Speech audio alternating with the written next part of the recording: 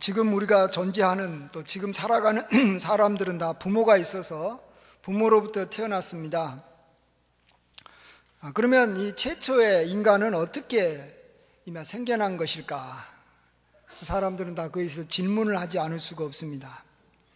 그래서 각 민족별로 보면 이런 인간의 기원에 대한 많은 신화가 있습니다. 우리나라는 사람이 곰이 마늘을 먹다가 사람이 되었다.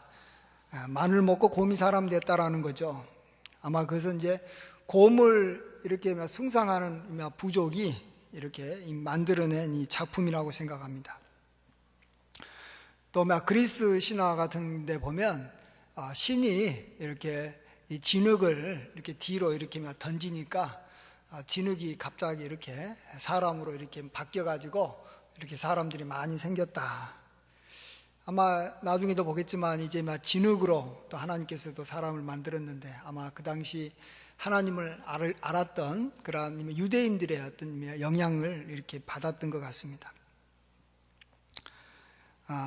근데 이제 요즘 사람들은 이런 신화를 이제 안 믿고 이제 먼저 좀 과학적으로 이렇게 접근해 보려고 하는데 결국은 그들도 결국은 알 수가 없기 때문에 상상할 수밖에 없는 겁니다.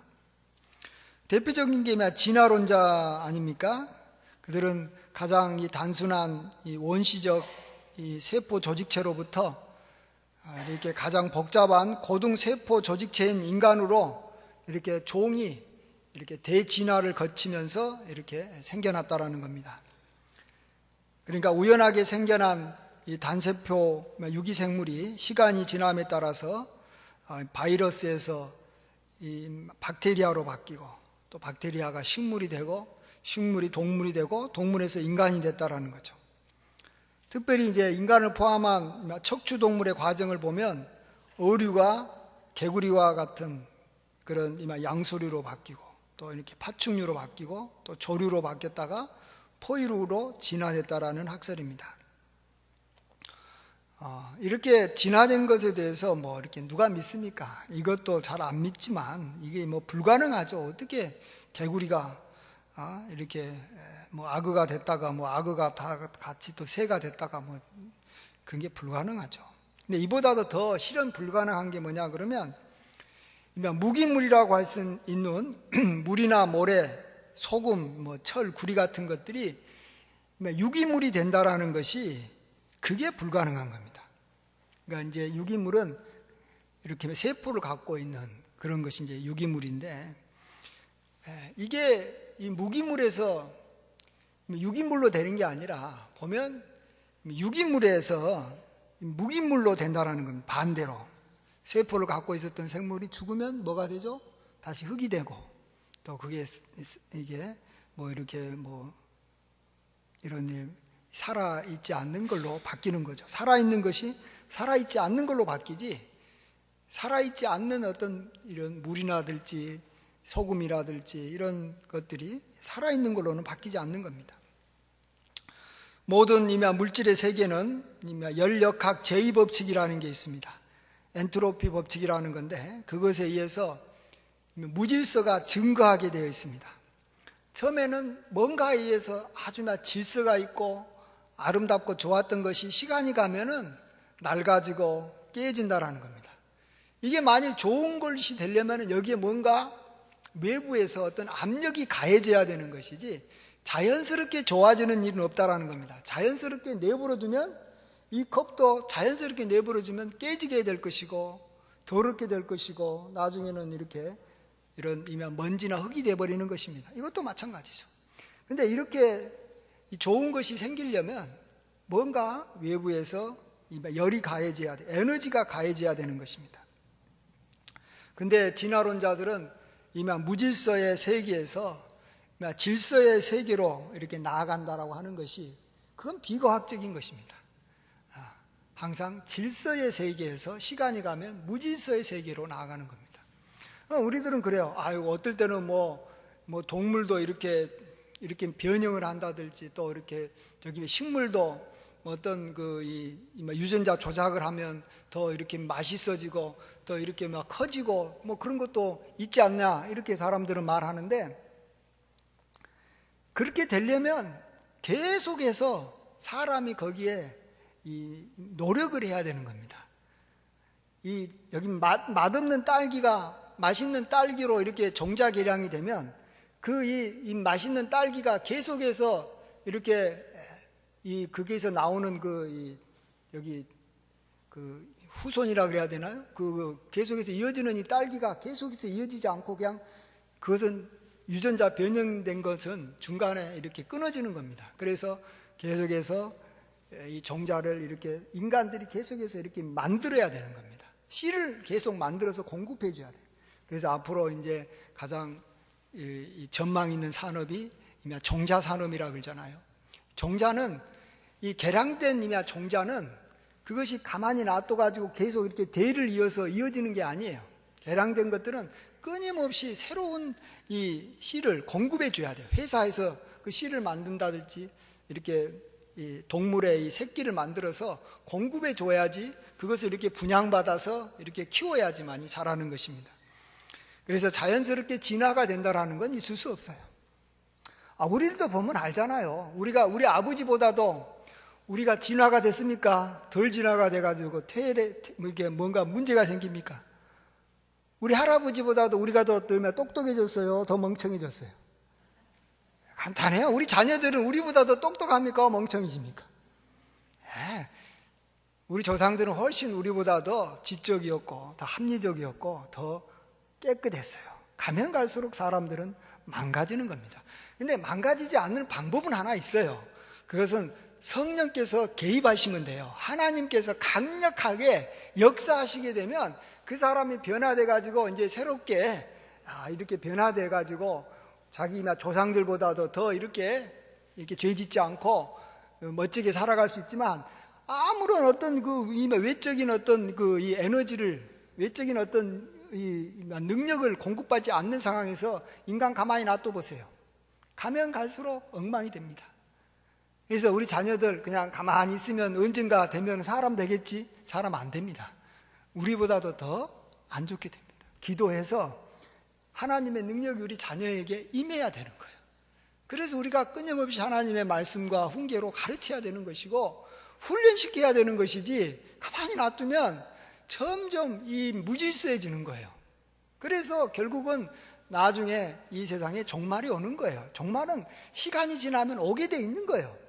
강에 이렇게 상류의 물이 처음에는 이렇게 맑은 물이었다가 하류로 가주면 더러운 물이 돼가지고 그냥 완전히 이렇게 꾸중장 물이 돼가지고 이렇게 바다로 들어가듯이, 우리 인간은 세월이 지나면 지날수록 인간은 더 엉망이 되어가는 것입니다. 죄를 더 많이 짓는 것입니다. 이런 데서 우리가 벗어나려면 하나님의 능력을 우리가 열심히 찾아야 돼요. 하나님을 열심히 찾고 만나야지만이 우리가 그런 점점 더러워지고 점점 이렇게 이 망가지는 우리의 이 심령을 우리가 좀 더 새로워지게 해가지고 정말 우리가 이렇게 좀 멋있는 사람으로 그래도 우리의 인생을 살아갈 수 있는 것입니다. 그래서 우리 하나님께서는 이렇게 우리 인간이 어떻게 창조되었는지, 어떻게 만들어졌는지에 대해서 관심이 아주 많다라는 걸 아시고 아주 이렇게 명확하게 이야기해 주셨습니다. 그것은 오늘 보면 사람은 흙으로 지어가지고 생기를 그 코에 넣어서 생명이 됐다. 여기서 생명이라는 것은 뒤에 주석이 보면 이렇게 생명을 가진, 그러니까 움직이게 됐다라는 뜻입니다. 생명이라는 게 무슨 이렇게 영적인 존재가 됐다 이런 게 아니라 움직이는 존재가 됐다라는 것으로 보시면 되겠습니다.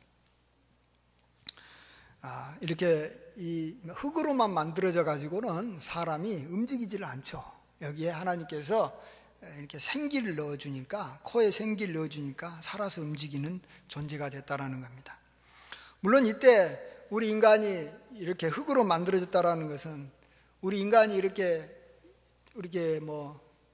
독이 만들듯이 또 이렇게 흙으로 이렇게 어떤 이렇게 인간 이렇게 모형 만들듯이 하나님께서 인간을 이렇게 모형으로 만들어 가지고 이렇게 하니까 됐다, 이런 뜻이 아닌 거라고 생각이 됩니다.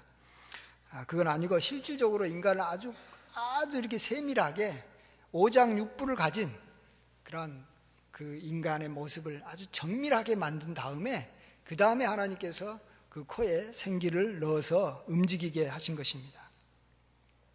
이러한 인간의 창조의 임한 모습을 우리가 좀 어설프게나마 우리가 좀 짐작해 볼 수 있는 사건이 성경에 두 곳에 기록되어 있습니다. 하나는 에스겔 골짜기에 있는 뼈들이 이렇게 살아나서 큰 군대를 이룬 그런 것인데요. 하나님께서 에스겔을 데려가서 뼈가 가득한 이 골짜기로 이렇게 데려갑니다. 그때 하나님이 명령하시니까 뼈들이 서로 간에 이렇게 서로 이렇게 맞춰지지 않습니까?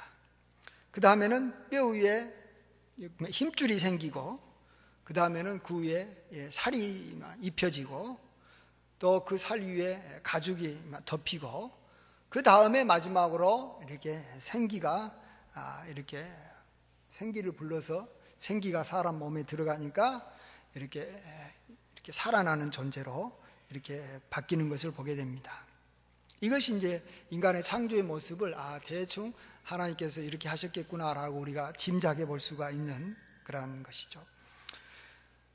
또 하나는 예수님께서 하나님의 아들로 오셔서 자신이 부활한 다음에 제자들에게 숨을 내쉬며 하신 말씀이 성령을 받아라. 숨을 내쉬면서 성령을 받으라 하신 거예요. 요한복음 20장 22절에 이 말씀을 하시고 그들을 향하여 숨을 내쉬며 이르시되 성령을 받으라. 그러니까 제자들을 보니까 겉은 이렇게 말짱하죠. 겉은 사람인데 속은 죄와 허물로 죽어 있는 겁니다.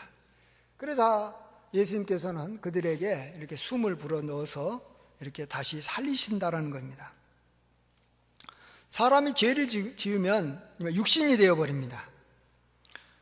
육신이 되었지만 어쨌든 육신이라도 있기 때문에 그 육신에 이렇게 생기를 넣으면 이렇게 다시 살아나는 것입니다. 이렇게 부활하신 예수님이 주시는 그러한 생기는 이렇게 우리가 보통 말하는 여기 성령으로 이렇게 거듭났다, 두 번 태어났다 하는 것을 말하는 것입니다. 자, 지금까지 이렇게 아담에게 하나님께서 이렇게 흙으로 지으시고 또 생기를 넣으시고 또 이렇게 에스겔 골짜기라든지 또 예수님께서 이렇게 숨을 내쉬면서 성령을 받아라 하는 것을 우리가 종합해 보면서 한번 다시 정리를 한번 해보겠습니다. 자, 여러분은 정말로 하나님으로부터 어떻게 이렇게 생기를 받아서 이렇게 살아났습니까? 또 정말 하나님하고 어떻게 나의 생명하고 어떻게 연관이 되어 있습니까? 아담은 하나님으로부터 분명히 코에 이렇게 생기를 받아서 그 생기가 들어와서 움직이게 됐는데 하나님께서는 우리들에게는 그렇게 하지 않았습니다. 그냥 아담에게 그렇게 생기를 넣어서 살아있는 그런 움직이는 그런 존재로 만드니까 그 다음에는 하나님께서 이렇게 하와를 이렇게 짝 끼워줘 가지고 거기에서 이렇게 사람이 태어나죠. 가인과 아벨 이런 사람들이 계속 태어나 가지고 우리까지 오게 된 것입니다. 우리는 하나님으로부터 직접 이렇게 내 자신은 생기를 공급받지 않았지만 아담에게 하나님께서 최초의 인간에게 생기를 공급해 줬기 때문에 그가 살아난 겁니다. 그래서 살아난 사람을 통해서 그의 후손들이 생겨서 바로 나까지 온 겁니다. 내 자신까지. 그래서 하나님께서 나에게 직접 코에 생기를 불어넣어서 내가 살아난 건 아니지만 하나님께서 아담에게 줬던 그 사건이 바로 나에게까지 이어진 거라는 것입니다. 아담은 대표성을 갖고 있는 사람입니다. 아담에게 한 것이 아담의 후손에게 다 계속 이어진다는 의미에서 나는 부모에게서부터 태어난 게 아니고 부모가 나에게 생명을 준 게 아니고 하나님께서 아담에게 생명을 주는 그 순간에 나도 아담 안에 있다가 오랜 세월 후에 내가 생명을 가진 존재로 이 세상에 나온 겁니다. 부모가 자녀에게 어떻게 생명을 줍니까? 하나님만이 생명을 주는 겁니다. 생기를 통해서 생명을 주는 건데 하나님께서는 아담을 통해서 나에게 이렇게 생기를 이렇게 불어넣어줘서 내가 생명을 갖게 해주셨다. 우리가 이렇게 받아들여야 됩니다. 자, 그런데 우리가 아까도 말씀드렸지만 이렇게 아담의 후손들이 죄를 지어서 우리는 다 육체가 됐습니다. 죄와 허물로 인해서 우리가 죽은 자가 됐다라는 겁니다. 우리의 영이 죽었습니다. 그래서 이제는 우리는 모두가 다 이제 각 개개인이 이제는 이 둘째 아담으로 오신 예수님을 통해서 우리가 하나님으로부터 이 생기를 공급받지 않으면 우리는 다시 거듭날 수가 없는 것입니다. 하나님과 관계를 맺을 수가 없다라는 것이고 우리는 영영이 하나님과 멀어질 수밖에 없는 것입니다. 그래서 우리는 이 둘째 아담으로 오신 예수님을 마음에 영접하고 그분을 이렇게 믿게 되면, 나를 위해서 오신 분으로 믿게 되면 바로 그분을 통해서 내게 성령이 오심으로 우리는 영적으로 살아나는 것입니다. 그러니까 이전에는 내가 이렇게 육체적으로 이렇게 살아나는 것은 정말로 내가 직접 하나님으로부터 이렇게 생기를 받을 필요가 없었고 아담 한 사람이 받아서 내가 육체적으로는 이렇게 살아날 수 있었지만, 내가 다시 영으로 살아나는 것은 이제는 내가 하나님 앞에 내가 개개인적으로 우리들 모두 각자가 하나님 앞에서 그 생기를 받는, 성령을 받는 일을 우리가 해야지만이 다시 살아나는 것입니다. 이제는 우리가 이제 아담을 통해서 이렇게 여기 육체를 얻었기 때문에 우리가 다시 이렇게 육체는 필요가 없고 정말 하나님으로부터 우리가 생기를 받아야지만이 우리가 살아나는 존재가 되는 것입니다. 어쨌든 우리가 이렇게 육체적으로 살아났든 또 영적으로 다시 거듭났든 상관없이 모두가 다 하나님으로부터 생기가 임해서 우리가 생명을 얻고 우리가 이렇게 움직이는 존재가 된 것입니다. 그래서 우리는 고백을 합니다. 하나님은 우리의 말로 만유의 아버지시다. 이 말은 생명의 근원이시다. 생명은 오직 하나님께만 있는 것이다. 우리 인간이 정말로 우리의 후손들을 이렇게 낳고 또 짐승들이 이렇게 새끼를 낳고 이렇게 한다고 해가지고 이 생명이 우리 사람에게나 또 어떤 이 땅에 있는 피조물에게 있는 게 아니라 오로지 하나님 한 분에게만 생명이 있다라는 것입니다. 참으로 우리는 너무나도 감사하게 참으로 이렇게 예수님을 통해서 우리가 다시 성령을 받아서 생기를 받아서 우리가 다시 거듭나게 돼서 참으로 우리는 하나님의 백성이 됐고 참으로 은혜를 입은 자가 됐습니다. 만일 그렇지 않았다면 단지 우리가 아담의 후손으로만 이렇게 살아서 이 땅에 태어났다면 우리는 어떻게 됐을까요?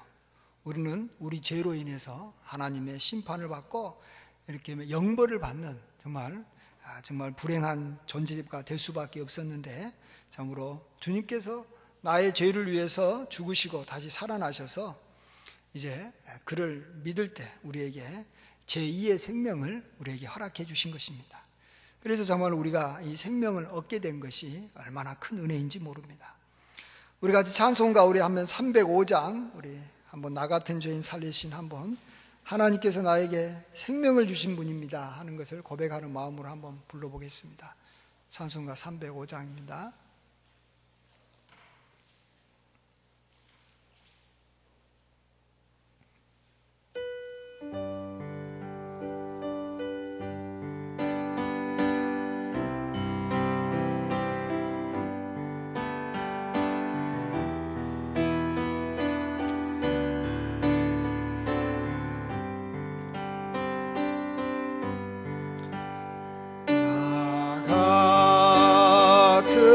죄인 살리신 주의 놀라워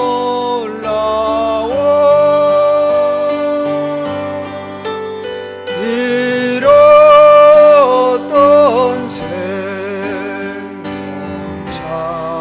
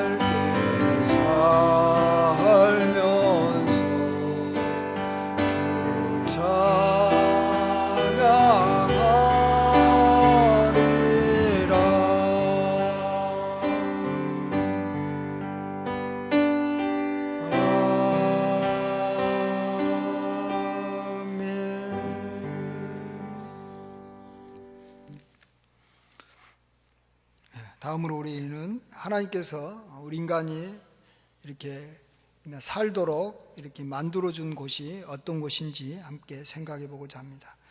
하나님께서는 동방의 에덴이라는 곳에 동산을 창설하시고 그 지으신 사람을 거기에 두셨습니다. 에덴 동산은 보기 아름답고 먹기에 좋은 나무가 많았던 것 같습니다. 지금도 보면 이 과일 나무는 이런 평평한 이런 논밭에 자라는 게 아니라 이렇게 동산같이 이렇게 낮은 그런 언덕 있는 그런 산 같은 데서 나무가 많이 자랍니다. 그리고 그 강에는 그곳에는 강이 있어서 이렇게 에덴에서 흘러나와 동산을 이렇게 적시고 네 곳으로 이렇게 흘러가게 하셨습니다. 여기서 사람이 해야 될 일은 에덴 동산을 이렇게 경작하면서 지키는 일이었습니다. 그리고 또 사람이 반드시 순종해야 될 그런 계명이 있는데 그것은 동산 중앙에 있는 선악을 알게 하는 나무의 열매를 먹지 않는 것입니다. 먼저 우리는 하나님께서 우리 인간이 살 수 있는 참 좋은 곳을 이렇게 마련해 주신다라는 것을 알아야 합니다. 그것도 아주 풍성하고 복된 곳에서 우리 인간이 살게 해주셨습니다. 지금 한번 보십시오. 우리 인간들이 사는 곳은 참 좋은 곳, 아름다운 곳은 다 인간들이 가서 삽니다. 근데 인간 외에 다른 피조물들은요, 우리보다 더 아름답지 못하고 더 이렇게 지저분한 곳에, 예를 들어서 지새끼는 이렇게 꾸중창 물 같은 데 살고, 아주 지저분한 곳에 다른 피조물들은 사는데 비해서 우리 이 세상에 보면서 어디에서 아름다운 강가가 있다. 그러면 거기에 꼭 사람이 가 살아요. 산 깊은 곳에서도 경치가 참 좋은 곳이다. 그러면 거기에 사람이 살아요. 또 이제 바닷가 아주 멋진 곳이다. 그러면 거기 사람이 살고 이렇게 또 우리 강이 흐르고 이렇게 살기 좋은 곳에는 다 사람이 살고 있습니다. 이렇게 에덴 동산이라는 것은 하나님이 인간에게 주신 그런 좋은 기업을 이렇게 상징한다라고 볼 수 있습니다. 그런데 이러한 이 좋은 곳에서 우리 인간이 계속해서 살게 하기 위해서는 한 가지 조건을 하나님께서 걸어 놓으셨습니다. 만일 이것을 어기게 되면 죽게 되고 또 이렇게 쫓겨나게 되는 것입니다. 그래서 우리가 잘 아는 대로 동산 중앙에 있는 선악을 알게 하는 나무의 열매를 먹을 때 그런 것입니다. 자, 우리는 이렇게 이 에덴 동산과 좀 비슷한 내용이 이렇게 주님께서 하신 이 말씀 중에 하나가 있어서 그것과 한번 비교해 보면서 오늘 본문을 좀 생각해 보고 싶은데요. 그건 바로 뭐냐 그러면 이 포도원 농부 비유입니다. 한 주인이 포도원을 만들었습니다. 아름답게 만들었어요. 산울타리도 두르고 즙자는 틀도 만들고 또 이미 망대를 지어가지고 농부들에게 세를 주고 타국에 갔습니다. 이것은 마치 하나님께서 에덴 동산을 만들어가지고 아담에게 그곳에서 경작하고 지키게 하는 것과 비슷합니다. 그리고 또 이 동산에 있는 모든 나무들은 다 이렇게 임의로 이렇게 먹을 수 있지만 선악을 알게 하는 나무의 열매만큼은 먹지 말라 하는 것은 마치 주인이 농부에게 이렇게 세를 주고 만일 이렇게 열매가 맺을 때가 되면 그 열매의 일부를 새로 이렇게 바치게 한 것과 비슷합니다. 한 가지 조건을 걸어 놓은 것이 있다라는 겁니다. 그렇다면 아담이 그의 아내와 함께 선악을 알게 하는 나무 열매를 이렇게 먹어버린 사건은 포도 농부 비유에서는 주인이 그러한 열매 맺을 때가 돼가지고 자기 종과 아들을 보낼 때 그들에게 이 열매를 주지 않고 그들을 이렇게 때리거나 또 심지어 죽여버린 것과 이렇게 비슷하다고 할 수 있습니다. 그리고 형벌도 비슷합니다. 아담과 그의 아내는 동산에서 쫓겨나고 그들에게 사망이 이르렀습니다. 이런 것처럼 세를 바치지 않는 농부들은 진멸당하고 포도원을 빼앗겨버리고 맙니다.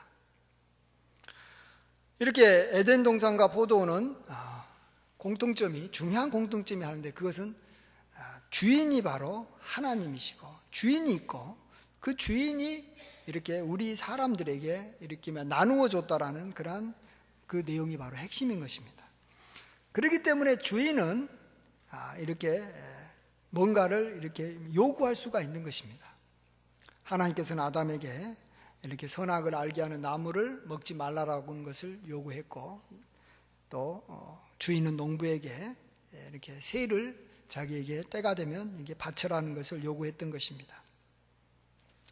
이 두 가지의 그러한 그 삶의 현장은 비슷합니다. 에덴 동산이나 포도원 그 농부 비유는 비슷하지만, 현재 이 시대를 살아가고 있는 우리들에게는 뭔가 좀 이 에덴 동산보다는 포도원 비유가 좀 더 이렇게 실질적으로 우리에게는 다가옵니다. 지금은 뭐 이렇게 선악을 알게 하는 나무도 없고요. 그런데 지금은 포도원은 지금도 여전히 존재하고 있고, 또 포도원이라는 것이 우리가 하나님께서 우리에게 허락해 주신 여러 가지 기업들, 우리로 말하면 사업장이라든지 또 우리가 일하는 이 직장으로 우리가 생각해 볼 수가 있기 때문에 그런 것입니다. 그럴 때 하나님께서는 이렇게 이 포도원을 주신 대가로 우리에게 이렇게 세를 바치라고 말합니다. 그것을 이 성경은 여러 가지 다른 표현으로 말하고 있는데, 첫 열매라든지 감사의 물이라든지 또 11조라고 이렇게 성경은 표현하고 있습니다. 이것을 우리가 잘 지키느냐 그렇지 않느냐에 따라서 하나님께서 우리에게 주신 기업을 우리가 계속해서 잘 이렇게 누리고 아름다운 곳에서 사느냐, 그렇지 않고 우리가 쫓겨나느냐가 거기서 결정되는 것입니다.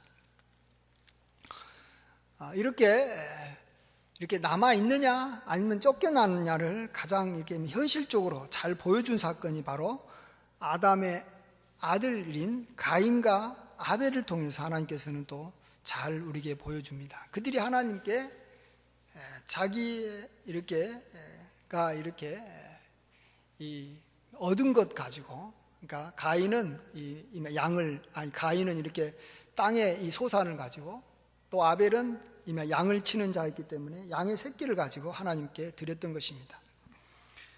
가인과 그의 이 자녀들이 이렇게 쫓겨난 땅이 에덴 동산과 같이 과일 나무를 키우는 곳이었으면 아마 그들도 과일의 열매를 드렸을지 모르겠습니다. 하지만 그들은 이렇게 양을 쳤고 또 이렇게 농사 짓는 땅에 있었기 때문에 그들은 이렇게 곡식과 양의 새끼를 가지고 하나님 앞에 드린 것입니다. 우리가 잘 알듯이 하나님께서는 아벨과 그의 제물은 받으셨지만 가인과 그의 제물은 받지 않았습니다. 이로 인해서 가인은 우리의 이 생사화복을 주관하시는 하나님과 이렇게 멀어지게 되고, 나아가서는 이 동생을 죽이는 그러한 이 죄까지 짓고 말지 않습니까? 이렇게 하나님의 축복에서 이렇게 벗어난 가인은 너무 삶이 힘들고 고통스러운 삶을 보내게 됩니다. 그는 이렇게 말합니다. 내 죄벌이 지기가 너무 무겁습니다. 내가 주의 낯을 배웁지 못하고 땅에서 피하여 유리하는 자가 될 것입니다. 그리고 물은 나를 만나는 자마다 나를 죽이겠나이다. 이렇게 말합니다.